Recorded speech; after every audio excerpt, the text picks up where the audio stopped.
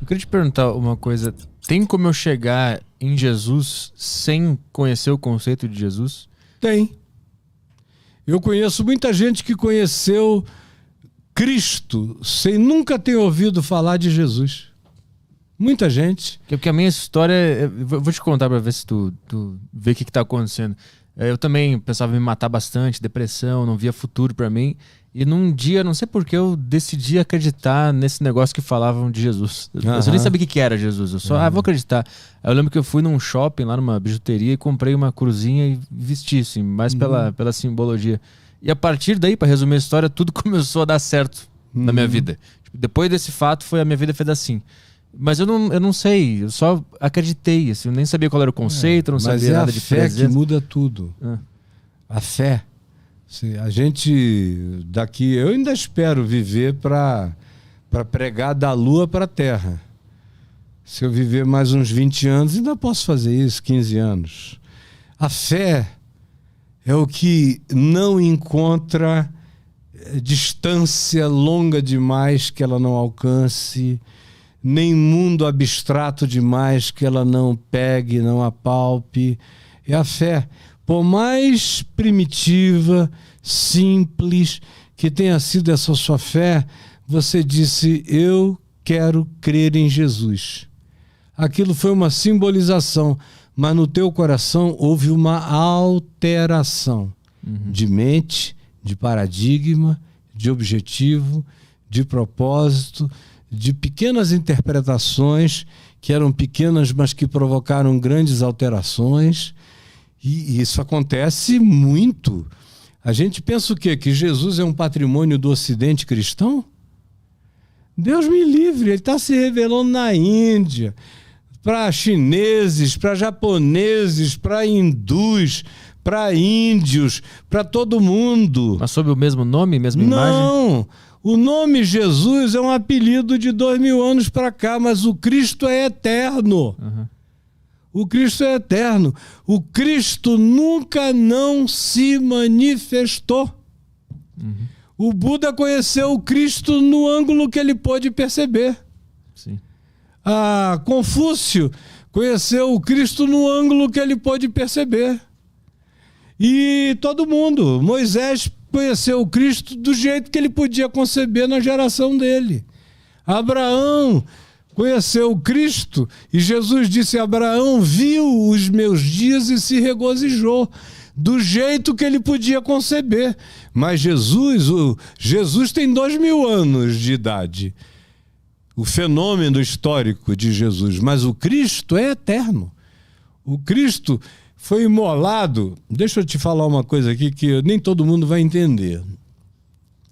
Mas de onde vem o universo? O universo vem da morte de Deus.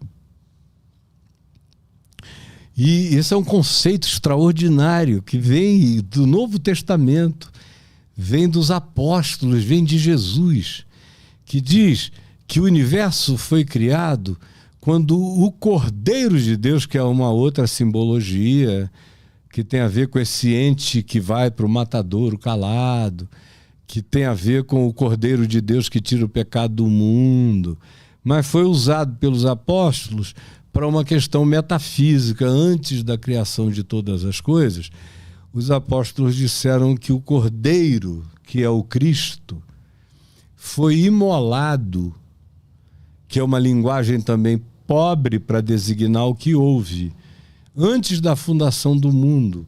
E é dessa morte de Deus que todas as criações emanam. Então, olha só, o apóstolo Paulo diz uma coisa maravilhosa.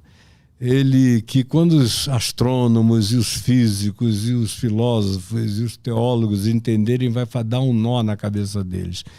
Paulo diz que Cristo, subsistindo em forma de Deus, não julgou como usurpação ser igual a Deus.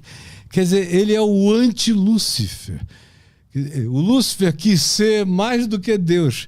Ele era Deus, mas não o julgou como usurpação ser igual a Deus. Essa é a humildade mais primeva. é aquele ser que serve a Deus se entregando e se esvaziando de Deus. E é nesse esvaziamento de Deus que explode toda a criação cósmica, multicósmica, universal. Antes de haver mundo, tudo isso brota daí.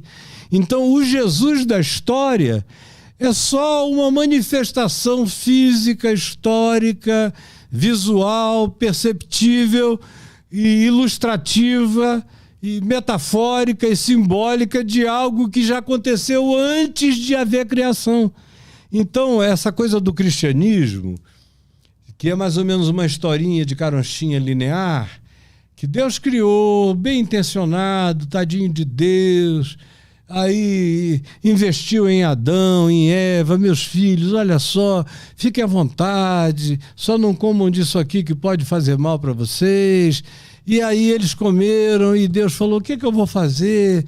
Esses caras me puseram a perna, aí eu vou dar um jeito, já sei, eu vou mandar o meu filho para o mundo no tempo certo, para morrer pelos pecados do primeiro e do último, de todo mundo. Então a cruz é um band-aid celestial, é um curativo divino, é uma coisa muito pobre, muito idiota para o meu paladar. Assim, um Deus que vem dando jeito na historinha e tal. Não!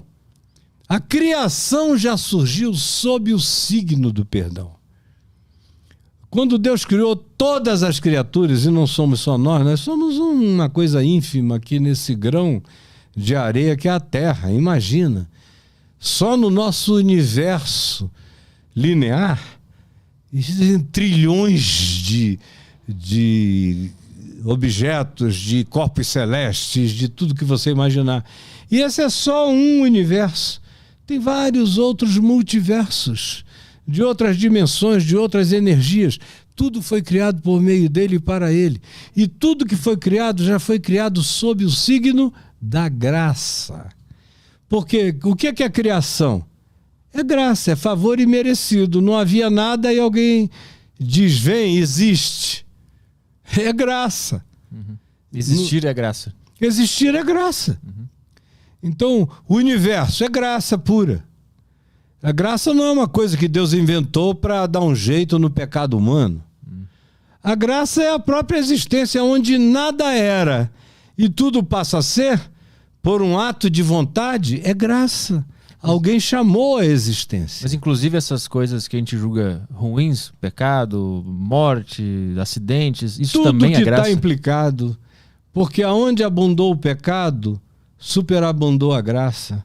Até nesse sentido, olha só, se a minha mente é como a minha mente é por causa do miserável, desgraçado, pecador, cretino, sacana, embucetado que eu fui durante toda a minha vida. Aquela porcaria foi adubo, foi fertilizante para me abrir a consciência sem limites cada vez mais.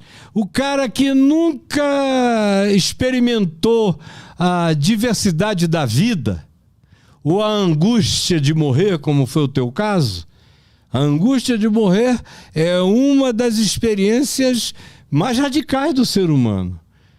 A angústia de morrer, uma vez que o cara encontra significado para a vida, depois de forte angústia de morrer, a existência nunca mais é a mesma.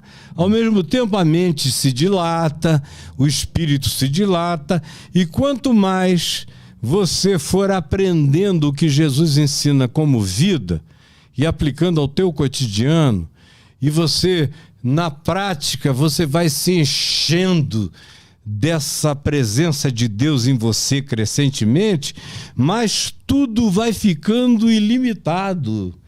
Vai virando não inteligência limitada, inteligência ilimitada. Vai crescendo, crescendo, que você chega ao ponto de não conseguir explicar o que você entendeu. Exato. Exatamente. Que é o que Paulo chama daquilo que a compreensão que excede ao próprio entendimento. Sim. Aí tem coisas que as pessoas me perguntam, mas como é que você sabe disso? Eu digo, eu sei. Agora, não tenho códigos, não tenho palavras, não tenho paradigmas, não tenho ilustrações para te dizer o que eu sei, mas eu sei.